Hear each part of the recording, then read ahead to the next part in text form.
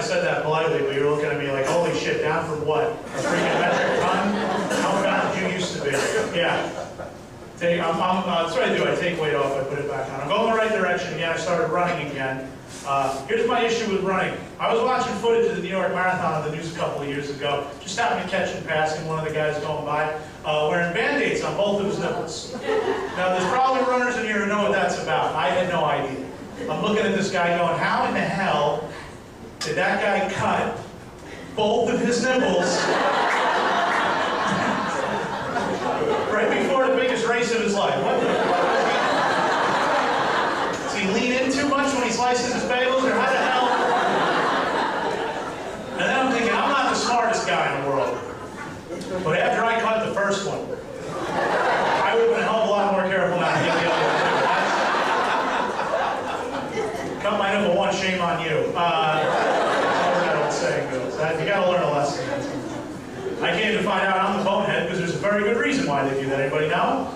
Yeah, chafing. Bad news. One of my runner friends explained that to me. And then shocked and dead serious goes, Mike, you've seriously never run so far that your nipples bled?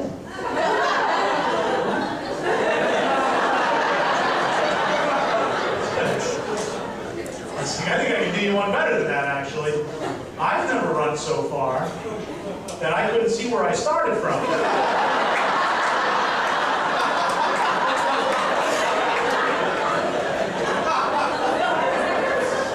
I think you're dealing with here, but we got a better shot of getting milk to come out of these things. So, biggest, newest news in my life, I have a new girlfriend. She's a little bit older than me. I am 33, she just turned 40. Playing up, yeah. A little extra wrinkle. She has a 19-year-old daughter. Yeah, I know what some of you are thinking. And I can tell you 100% with certainty that I would never pass an opportunity like that up. That would be pretty cool, wouldn't it? Get out. It brought to my attention something interesting, though, in that I can date like a pretty wide range in my early 30s of girls, and it really wouldn't, faze anybody.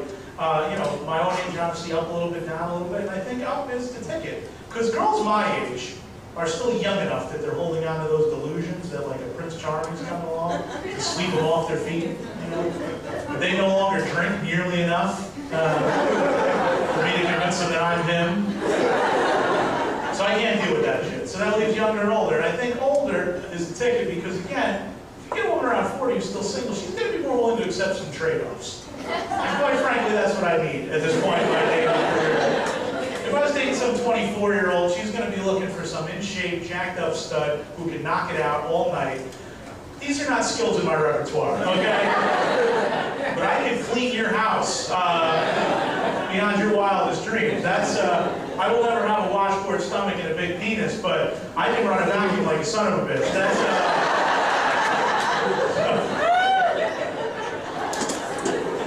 So the hope is you come home from work to a spotless house, that turns you on enough to let me throw down by approximately 5 inches for roughly 90 seconds. And the whole time you're laying there, you're going to be like, son of a bitch, he swiffered the ceiling fan.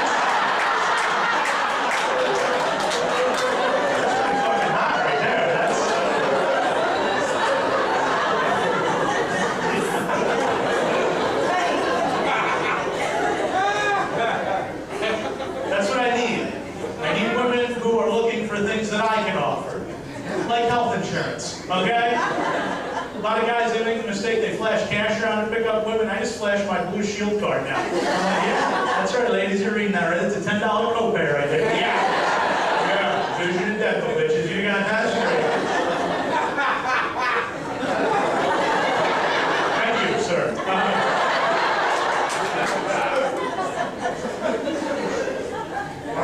Anyway,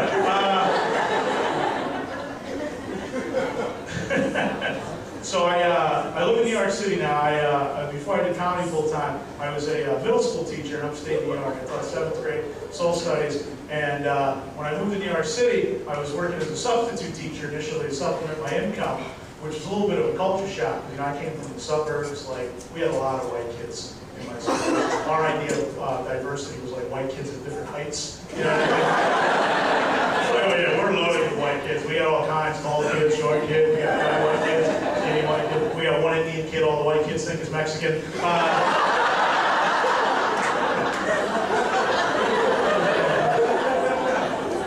So I go from that to my first day subbing in New York City is a high school in the South Bronx, which, yeah, I know, people are shocked, the kids are fine, so I think he used to some fit, it was different. Like the language going around the room. The F word was getting used a lot. And the N word was flying around even more than that.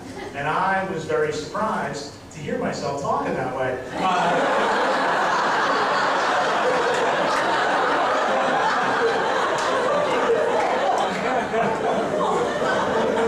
Holy shit, those kids don't listen.